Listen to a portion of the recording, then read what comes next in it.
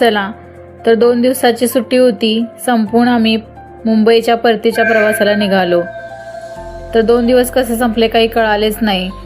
पाय पण निघत नव्हते आणि मन पण निघत नव्हतं, पण काय करणार, नोकरीमुळं आणि मुलांच्या स्कूलमुळं परत यावं तर लागणार। तर येताना हे बघा, वाटेमध्ये आमच्या गावाच्या जवळच एक गाव आहे मोदगे।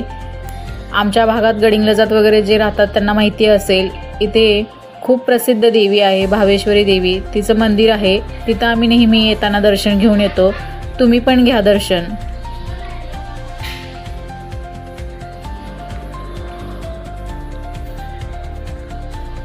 खूप प्रसिद्ध देवी आहे, इथे मोठी जत्रा पण असते मार्चमध्ये।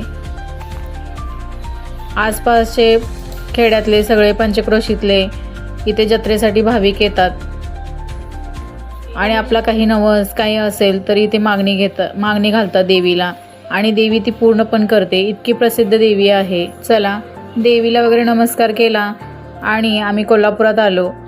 कोल्हापुरात पोहोचल्यानंतर थोडा वेळ म्हटलं फ्रेश होण्यासाठी थांबावं, म्हणून आम्ही इथे जवळपासच एक मॅकडोनॉल्ड्स आहे तिथे थांबलो होतो। मुलांनी थोडीसं काही तर खायला घेतलं आणि आम्ही कॉफी घेतली आणि परत पुढच्या प्रवासाला निघालो। आज मूड एकदमच खराब होता, मुलांना तर मी घेऊ शकले नाही शूटमध्ये, इतकं ते मुलं तरी विचित्रच वागत होते। म्हणजे त्यांना गाव सोडून शहराकडे येण्यासाठी त्यांचं तर मनच अजिबात तयार नव्हतं। तरी चला असो, पुढचा प्रवास सुरू झाला। तर आम्ही पुण्याच्या नवीन रोडवरून येत होतो। रोड खूप सुंदर झाले आहेत सगळे, अजून काम काही बाकी आहेत, काही चालू आहेत। तर हे बघा, कात्रज बोगद्यातून आलो आम्ही, हा नवीन कात्रज बोगदा आहे। तर इथं खूप छान हिरवळीनं एकदम शाल पांघरल्यासारखं झालं होतं बोगद्याच्या वरती। आतमध्ये पण खूप सुंदर, एकदम नवीन रस्ता असल्यामुळं खूप छान आहे। पण पुढे आलो तर कात्रजच्या अलीकडे थोडंसं आपलं तो टनेल आहे ना, नवले ब्रिज, टनेल संपल्यानंतर नवले ब्रिज सुरू होतो तो, तिथे तर नेहमीच ट्रॅफिक असतं। खूप ट्रॅफिक लागलं आम्हाला, जवळजवळ 1 तासभर आम्ही ट्रॅफिकमध्ये अटकलो होतो। तर हळूहळू गाड्या पास होतील तशा आम्ही पुढे पुढे आलो। अजून पुढचा प्रवास खूप होता, त्याच्यामुळं लवकर ट्रॅफिक हटेल की काय असं वाटत होतं, पण खूपच बोर झालो आम्ही तिथे। मुलं पण कंटाळली आणि आम्ही दोघे पण कंटाळलो, खूप हळूहळू पास होत होत्या गाड्या।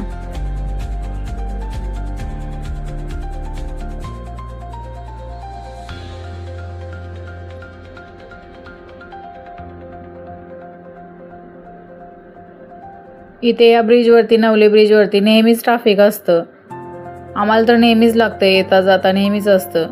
चला तर मग ट्रॅफिकमधून कसे बसे बाहेर पडलो, पुण्यातून बाहेर पडलो आणि पुढे आल्यानंतर मस्त असे धबधबे, डोंगर, दरी, मस्त छान व्ह्यू होता। ते पाहत पाहत पुढं लोणावळा घाटातून वगैरे आम्ही पास झालो।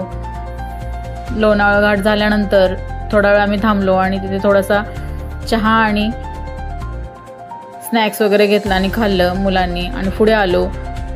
मुंबईत आल्यानंतर बघा, हे एक सेंटर आहे,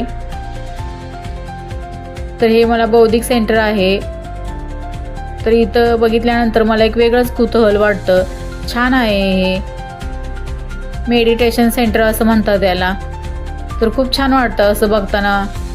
तर चला तर मग मंडळी, आजचा व्हिडिओ आवडला असेल तर व्हिडिओला लाईक, शेअर आणि कमेंट करा आणि सबस्क्राईब करायला विसरू नका।